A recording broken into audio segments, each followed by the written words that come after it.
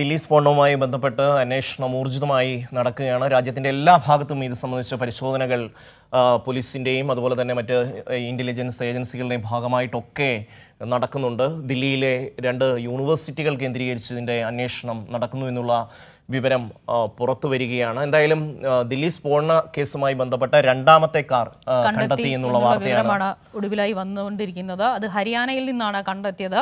റഷീദ് ഉണ്ട് വിവരങ്ങളുമായി. അബ്ദുൾ റഷീദ് ചേരുന്നുണ്ട് എന്നാണ് മനസ്സിലാക്കാൻ സാധിക്കുന്നത്. റഷീദ്, അങ്ങനെ 2ാമത്തെ കാറ് ഹരിയാനയിൽ നിന്ന് എക്കോ സ്പോട്ട് കണ്ടെത്തിയിരിക്കുകയാണ്. ഫോറൻസിക്കിന്റെ പരിശോധന പൂർത്തിയായി എന്നും മനസ്സിലാക്കുന്നുണ്ട്.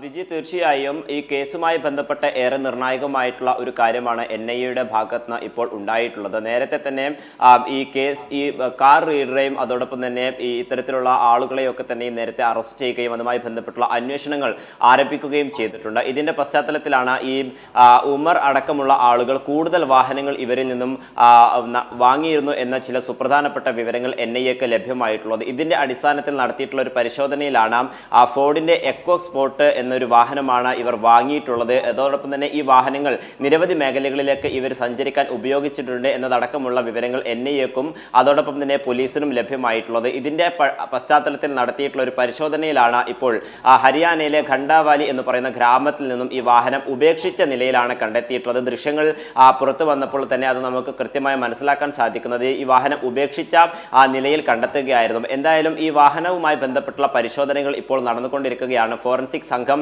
ഇതിനോടകം തന്നെ അവിടെ എത്തുകയും പരിശോധനകൾ നടത്തുകയും ചെയ്തിട്ടുണ്ട്. പ്രത്യേകിച്ചും ഈ വാഹനം സ്ഫോടക വസ്തുക്കളൊക്കെ തന്നെയും അതോടൊപ്പം അമോണിയം നൈട്രേറ്റ് അടക്കമുള്ള രാസവസ്തുക്കൾ ഏതെങ്കിലും മേഖലകളിലേക്ക് കൊണ്ടുപോകാനോ അല്ലെങ്കിൽ ഇതിൽ ഉപയോഗിച്ചിരുന്നു എന്നതടക്കമുള്ള കാര്യങ്ങൾ പരിശോധിക്കാനാണ് ഫോറൻസിക് വിഭാഗം ഇവിടെ എത്തിച്ചേരുകയും ചെയ്തിട്ടുള്ളത്. അതോടൊപ്പം തന്നെ ഈ DNA അടക്കമുള്ള ശേഖരങ്ങൾ ലഭിക്കുകയാണെങ്കിൽ ഈ കേസുകളിലേക്ക് കൂടുതൽ തെളിവുകൾ ആകും എന്നുള്ള ഒരു നിരീക്ഷണത്തിലേക്ക് NIA അടക്കം എത്തിച്ചേരുകയായിരുന്നു. ഇതിന്റെ പശ്ചാത്തലത്തിലാണ് ഇപ്പോൾ ഫോറൻസിക് വിദഗ്ധർ ഈ മേഖലയിൽ എത്തുകയും അതോടൊപ്പം തന്നെ അന്വേഷണങ്ങൾ പൂർത്തിയാക്കുകയും ചെയ്തിട്ടുള്ളത്. ഇനി വാഹനം കസ്റ്റഡിയിൽ എടുത്തുകൊണ്ട് ദില്ലിയിലേക്ക് എത്തിക്കുമെന്നുള്ള വിവരമാണ് ഇപ്പോൾ അറിയാൻ സാധിക്കുന്നത്. എന്തായാലും ഏറെ നിർണായകമായിട്ടുള്ള വിവരങ്ങളാണ് പുറത്തു വരുന്നത്. 2 വാഹനങ്ങൾ, അതായത് നിലവിൽ ഈ സ്ഫോടനത്തെ തുടർന്ന് കത്തിയിട്ടുള്ള ഹുണ്ടായി i20ക്ക് പുറമെ 2 വാഹനങ്ങൾ ഉണ്ട് എന്നുള്ളതാണ് NIAക്ക് ലഭിച്ചിട്ടുള്ള വിവരം. ഇതിൽ ഒരു വാഹനത്തെ കൂടി കണ്ടെത്തിക്കുകയാണ്. ഇനി മറ്റൊരു വാഹനം ഏതാണ് എന്നതുമായി ബന്ധപ്പെട്ടുള്ള അന്വേഷണങ്ങൾ പുരോഗമിച്ചുകൊണ്ടിരിക്കുകയാണ്. വരുന്ന മണിക്കൂറുകളിൽ തന്നെ അതും കണ്ടെത്താനാകുമെന്നൊരു പ്രതീക്ഷയാണ് NIA പങ്കുവെക്കുകയും ചെയ്തിട്ടുള്ളത്. എന്തായാലും ഹരിയാന പോലീസിന്റെ അടക്കമുള്ള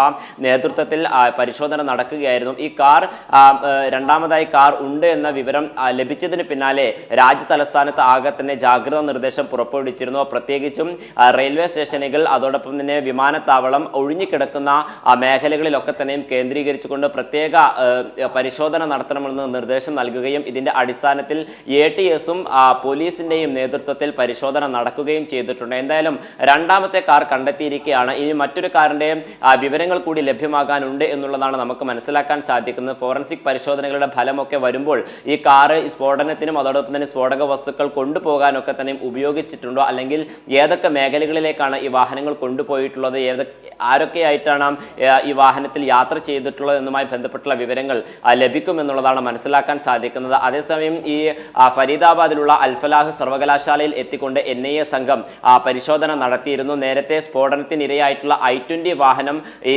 സർവകലാശാലയിൽ പാർക്ക് ചെയ്തതുമായി ബന്ധപ്പെട്ടുള്ള വിവരങ്ങൾ NIA ശേഖരിക്കുകയും ചെയ്തിട്ടുണ്ട്. ദില്ലിയിലേക്ക് പുറപ്പെടുന്നതിന് മുമ്പ് ഈ വാഹനം ഈ സർവകലാശാലയിലായിരുന്നു പാർക്ക് ചെയ്തിരുന്നത് എന്നുള്ളതാണ് NIAക്ക് ലഭിച്ചിട്ടുള്ള വിവരം. ഇതിന്റെ അടിസ്ഥാനത്തിൽ ഈ മേഖലയിലുള്ള സുരക്ഷാ ഉദ്യോഗസ്ഥരെ അടക്കം NIA ചോദ്യം ചെയ്യുകയും ചെയ്തിട്ടുണ്ട്. അതോടൊപ്പം സർവകലാശാലയിലെ മുതിർന്ന ഉദ്യോഗസ്ഥരെയൊക്കെ തന്നെയും പോലീസ് NIA സംഘവും ചോദ്യം ചെയ്ത് വരികയാണ് എന്നുള്ളതാണ് മനസ്സിലാക്കാൻ സാധിക്കുന്നത്. എന്തായാലും ഈ കേസുമായി ബന്ധപ്പെട്ട് കൂടുതൽ തെളിവുകൾ ശേഖരിക്കുന്ന ഒരു നടപടികളിലേക്കാണ് ഇപ്പോൾ NIA സംഘവും അതോടൊപ്പം തന്നെ പോലീസും നീങ്ങുന്നത്. റഷീദ്, ഒരു കാര്യത്തിൽ കൂടി വ്യക്തത വരേണ്ടതായിട്ടുണ്ട്. അല്പം മുമ്പ് പ്രധാനമന്ത്രിയുടെ അധ്യക്ഷതയിൽ ഒരു യോഗം ചേർന്നു എന്നാണ് മനസ്സിലാക്കാൻ സാധിക്കുന്നത്.